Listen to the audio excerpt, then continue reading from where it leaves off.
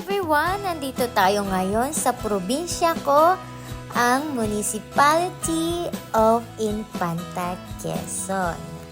At one of the delicacies ng mga taga Quezon ay palatok.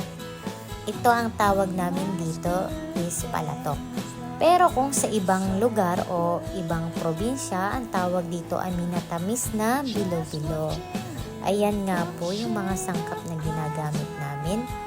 Ito ay malagkit, rice malagkit, at ito po ay giniling namin.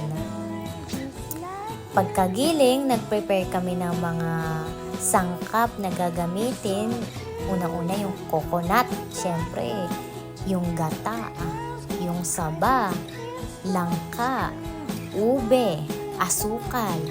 Yan lamang po ang aming sangkap dito para makagawa kami ng isang minatamis na bilo-bilo o palatok. Ayan, syempre maghugas muna tayo ng mga kamay para malinis at ang paggawa natin ito. At ipo-form lang natin siya ng maliit.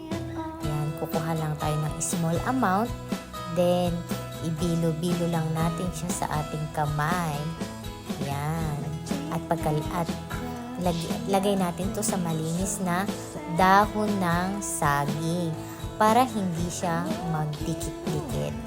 Much better na may once apart siya para hindi siya magdikit-dikit, at para pag ilalagay na natin siya sa kawa is mas madaling mailagay natin siya sa kawa kung hindi siya dikit-dikit.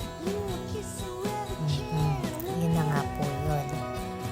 Dapat ay malinis po yung lagayan natin.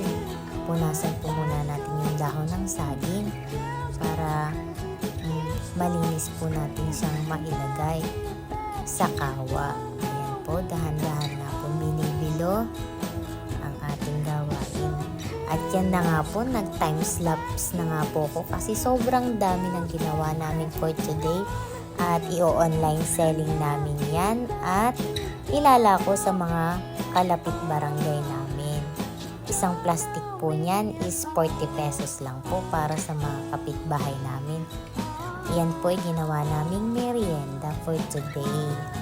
Ayan nga po, nakikita nyo na isa-isa na namin nilagay sa kawa. Ayan, may pandan para mas mabango siya.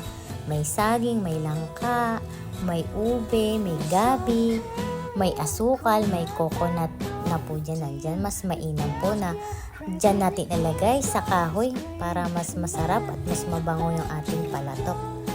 Yun lamang po, at maraming salamat sa panonood ng aking ginawang video for today. Thank you po!